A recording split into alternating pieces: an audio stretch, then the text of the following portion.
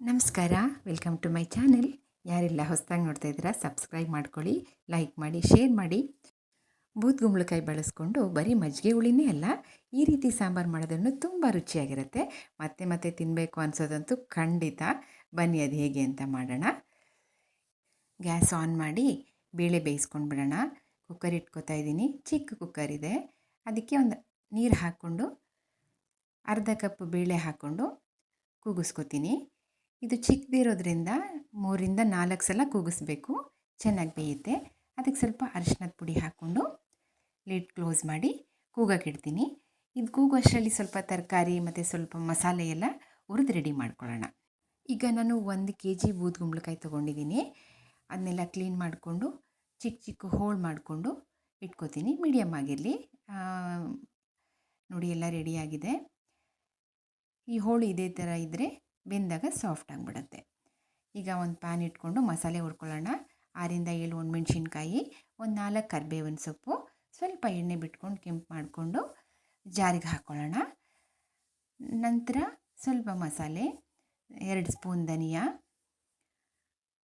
1/4 spoon ಮೆಣಸು, ಅರ್ಧ spoon ಜೀರಿಗೆ, 1/4 ಸ್ಪೂನ್ ಮೆಂತ್ಯ, 1 ಚಕ್ಕೆ ಪೀಸು ಇಷ್ಟು ಹಾಕ್ಕೊಂಡು ಇದಕ್ಕೂ ಸ್ವಲ್ಪ ಎಣ್ಣೆ ಹಾಕ್ಕೊಂಡು ಫ್ರೈ ಮಾಡೋಣ. ಸ್ವಲ್ಪ ಕೆಂಪದಾದ ತಕ್ಷಣ ತೆಗೆದು ಜಾರಿಗೆ ಹಾಕ್ಕೊಂಡು ಅರ್ಧ ಈರುಳ್ಳಿನ ಕಟ್ ಮಾಡಿ ಇಟ್ಕೊಂಡಿದ್ದೀನಿ.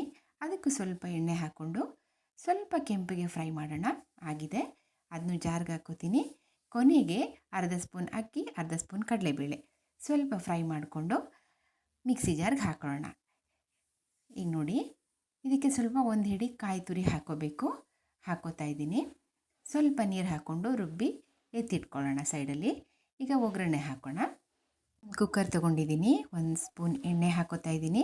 ಅದಕ್ಕೆ ಸ್ವಲ್ಪ ಜೀರಿಗೆ, ಸ್ವಲ್ಪ ಸಾಸಿವೆ, 4 ತುಂಡು ಮೆಣಸಿನ್ಕಾಯಿ, ಸ್ವಲ್ಪ ಕರಿಬೇವಿನ ಸೊಪ್ಪು ಮಾತ್ರ ಮಿಸ್ ಮಾಡಿಬಿಡಿ, ತುಂಬ ಚೆನ್ನಾಗಿರುತ್ತೆ ಟೇಸ್ಟು. ಅರ್ಧ ಈರುಳ್ಳಿ ಇದು ಹಾಕ್ಕೊಂಡು ಕೆಂಪಿಗೆ ಫ್ರೈ ಮಾಡಿಕೊಂಡು 2 ಚಿಕ್ಕದಾದ ಟೊಮೊಟೊ ಹಾಕೋತಾ ಇದ್ದೀನಿ ಕಟ್ ಮಾಡಿಕೊಂಡು.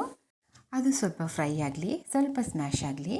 ಹಾಗೆ ಸ್ವಲ್ಪ ಇಂಗು ಕೊನೆಯಲ್ಲಿ ಹಾಕ್ಕೋತಿದ್ದೀನಿ. ಸ್ವಲ್ಪ ಮಿಕ್ಸ್ ಮಾಡಿ ಸ್ವಲ್ಪ ಕ್ಲೋಸ್ ಮಾಡಲ ಲಿಡ್ಡು, ಯಾಕೆಂದರೆ ಸ್ವಲ್ಪ ಟೊಮೊಟೊ ಸಾಫ್ಟ್ ಆಗುತ್ತೆ.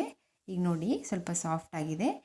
ಈಗ ಮತ್ತೆ ಮಿಕ್ಸ್ ಮಾಡಿಬಿಟ್ಟು ರುಬ್ಬಿರೋ ಅಂಥ ಖಾರನ ಹಾಕ್ಕೋತಾ ಇದ್ದೀನಿ. ಇದನ್ನು ತುಂಬ ಫ್ರೈ ಮಾಡೋದೇನು ಬೇಡ, ಆಲ್ರೆಡಿ ಮಸಾಲ ಎಲ್ಲ ಫ್ರೈ ಆಗಿದೆ. ಈಗ ಇನ್ನು 1 ಗ್ಲಾಸ್ ನೀರು ಹಾಕ್ಕೋತಾ ಇದ್ದೀನಿ. ಅದು ಗಟ್ಟಿ ನೋಡ್ಕೊಂಡು ಹಾಕ್ಕೊಳ್ಳಿ ನೀವು, ನಿಮ್ಗೆ ಎಷ್ಟು ಬೇಕಾಗತ್ತೆ. ಜೊತೆಗೆ ಈಗ ಬೇಯಿಸಿರೋ ಅಂಥ ಬೇಳೆನೂ ಕೂಡ ನಾನು ಹಾಕ್ಕೋತಾ ಇದ್ದೀನಿ. ಇವಾಗ ಒಂದು ಮಿಕ್ಸ್ ಮಾಡೋಣ. ಎಲ್ಲ ಮಿಕ್ಸ್ ಆಗುತ್ತೆ. ಈಗ ಹೋಳುಗಳನ್ನ ಹಾಕ್ಕೋತಾ ಇದ್ದೀನಿ. ಎಲ್ಲ ಹೋಳನ್ನು ಹಾಕ್ಕೊಂಡು ಅದಕ್ಕೆ ರುಚಿಗೆ ತಕ್ಕಷ್ಟು ಉಪ್ಪು, ಹಾಗೆ ಸ್ವಲ್ಪ ಕೊತ್ತಂಬರಿ ಸೊಪ್ಪು, ಹಾಗೆ 1 ತುಂಡು ಬೆಲ್ಲ ಹಾಕ್ಕೋತಾ ಇದ್ದೀನಿ. ಬೆಲ್ಲ ಮಿಸ್ ಮಾಡಬೇಡಿ, ತುಂಬ ಚೆನ್ನಾಗಿ ಟೇಸ್ಟ್ ಕೊಡುತ್ತೆ. ತುಂಬ ಬೆಲ್ಲ ಹಾಕ್ಕೋಬೇಡಿ, ನಿಮಗೆ ಸ್ವಲ್ಪ ಕಮ್ಮಿ ಹಾಕ್ಕೊಳ್ಳಿ. ನಿಮ್ಗೆ ಎಷ್ಟು ಬೇಕಾಗುತ್ತೆ ಸ್ವೀಟು ಅದಷ್ಟನ್ನು ಹಾಕ್ಕೊಳ್ಳಿ.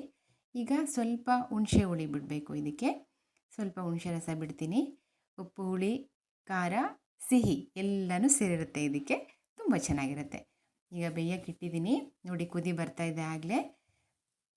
ಈಗ ಒಂದು ಸಲ ಮಿಕ್ಸ್ ಕೊಟ್ಬಿಟ್ಟು ಈಗ ರುಚಿ ನೋಡೋಣ ಹೇಗಿದೆ ಅಂತ.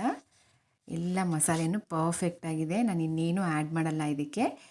ಇನ್ನೊಂದು 2 ನಿಮಿಷ ಬೆಂದರೆ ರೆಡಿಯಾಗತ್ತೆ ಸಾಂಬಾರು. ಈಗ ಊಟಕ್ಕೆ ಬಡ್ಸೋಕೆ ರೆಡಿ ಮಾಡ್ಕೋತೀನಿ. ನೋಡಿ, ಬೌಲ್ಗೆ ಹಾಕೋತಾ ಇದ್ದೀನಿ.